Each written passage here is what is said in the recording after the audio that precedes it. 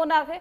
चलिए खबरों बढ़ते हैं आगे। लखनऊ अग्निकांड से जुड़ी बेहद अहम खबर है। पोस्टमार्टम रिपोर्ट से एक बेहद अहम खुलासा भी हुआ। दम घुटने से लोगों की जान गई थी। 15 लोगों की जान दम घुटने की वजह से, यानी कि सफोकेशन की वजह से। मृतकों के शरीर पर नहीं मिले चोट के निशान।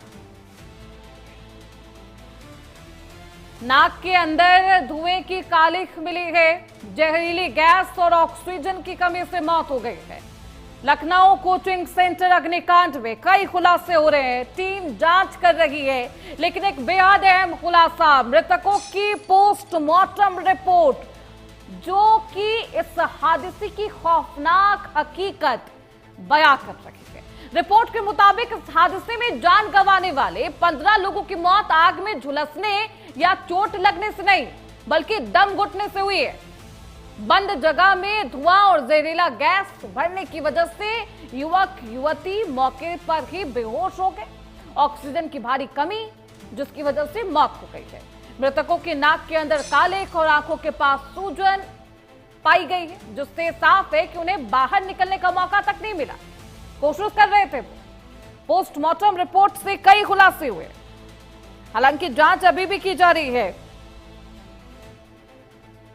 लखनऊ अग्निकांड में पोस्टमार्टम रिपोर्ट में कई खुलासे।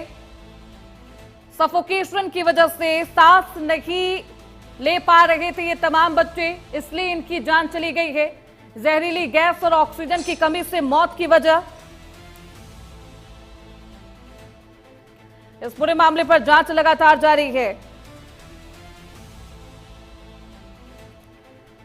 लखनऊ के अलीगंज की ये घटना है। निमेशन सेंटर कोचिंग संस्थान वाली इमारत, जहां पर यह दर्दनाक हादसा, और इस घटना में अब पोस्टमार्टम रिपोर्ट का ही इंतजार किया जा रहा था। पोस्टमार्टम रिपोर्ट में कई खुलासे हुए हैं। धुएं की वजह से, सांस नहीं ले पाने की वजह से इनकी मौत हुई है, यानी कि 15 लोगों की जान जलने या फिर किसी चोट की वजह से नहीं, बल्कि उन्हें ऑक्सीजन और सफोकेशन, धुएं की वजह से उनकी मौत हो गई। हमारे साथ हमारे सहयोगी अमित भी लगातार बने हुए हैं। अमित, क्या कुछ खुलासे हुए हैं? क्योंकि पोस्टमार्टम रिपोर्ट का इंतजार किया जा रहा था। कुछ लोग ये भी दावा कर रहे थे कि बॉडी पर चोट के निशान है। क्या कुछ खुलासे हुए हैं पोस्टमार्टम रिपोर्ट में? पोस्टमार्टम रिपोर्ट में ये खुलासा हुआ है कि जो सभी जो हैं उनके दम घुटने से मौत हुई है, क्योंकि उनके नाक से काला धुआं जो है वो हुआ था। जब आग लगती है तो जिस तरीके से काला धुआं उठता है वो सांस के द्वारा उनके नाक तक पहुंचा था। उस दौरान वो सांस लेने में उनको दिक्कत हो रही थी और देखिए कि इसीलिए उनकी मौत की पुष्टि हो रही है। हालांकि जो चोट की बात की जा रही थी, जो जलने की बात करी थी, तो गंभीर जो जलने और चोट के निशान नहीं मिले हैं। छोटी मोटी चोट की निशान है, क्योंकि इस दौरान जो अफरा तफरी था वो उस दौरान लगी होगी, लेकिन जो गंभीर चोट थी उस तरह के निशान नहीं मिले हैं। ये जरूर पुष्टि हो गई है कि इनकी सभी की जो मौत है वो दम घुटने से हुई है। यानी जब आग लगा तो बड़े पैमाने पर धुआं जो है वो फैला और उसी दौरान ये लोग क्योंकि वहां पर फंसे हुए थे और धुएं के कारण दम घुटने से इनकी मौत हो गई। देखिए, दम घुटने से हालांकि बच्चे यहाँ पर काफी कोशिश ये कर रहे थे कि वो जल्द से जल्द बाहर निकल जाए, लेकिन एग्जिट वो नहीं कर पाते हैं इस हादसे में।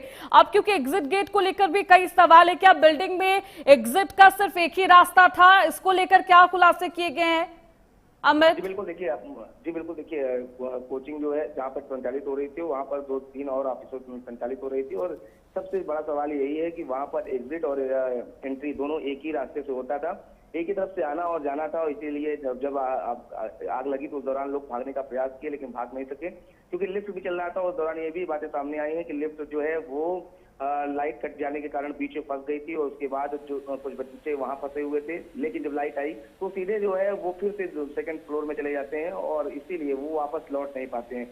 जहां पर एंट्री की बात करें तो वहीं पर कई जगह पर जो गाड़ी पार्किंग है वो की गई थी, रास्ता खाली नहीं था।